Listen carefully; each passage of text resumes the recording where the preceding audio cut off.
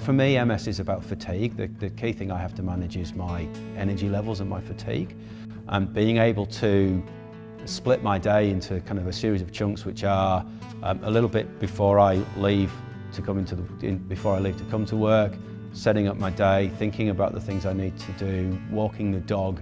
That gives me a little bit of the energy, and then when I'm actually in the office environment I can focus very much on the things I need to do when I'm there, the chunks of work that need to be delivered. That ability to not necessarily have a regimented, be here, do this at this time, allows me to manage that.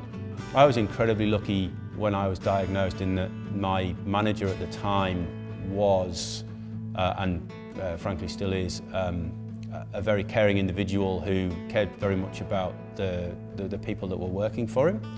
I have had a line manager say to me that it wasn't about the work that I delivered, it was about the amount of hours that I was in the office.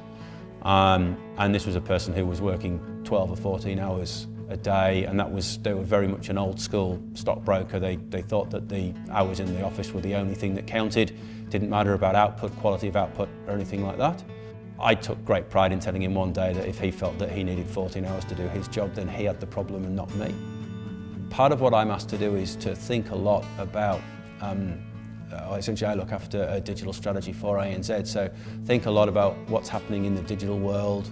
Some of the thoughts and ideas that I've got and the things that I'm looking at and thinking about are happening actually at 7:30 in the morning as I take the dog for a walk around the dog park. And then I can come into the office and I'm primed and I'm kind of ready to go. And then I can have my meetings and see the people that I need to see and manage my day as I see fit there. And then, as I said, I can get out and leave on time to get home and see my kids. And if needs be, if I'm thinking about things, if I've got some work that needs to be done, I can manage that once the kids are in bed. They're generally in bed at a reasonable hour, and I can spend a little bit of time post that to finish off whatever objectives I've got. I actually have a friend of mine, not related to MS in any way, but he works for a company based in San Francisco, but he lives here in Melbourne. Now that's just a natural kind of step that's going to happen with the connected nature that we have at the moment. Broadly speaking, we're asking for flexibility, just like everybody else.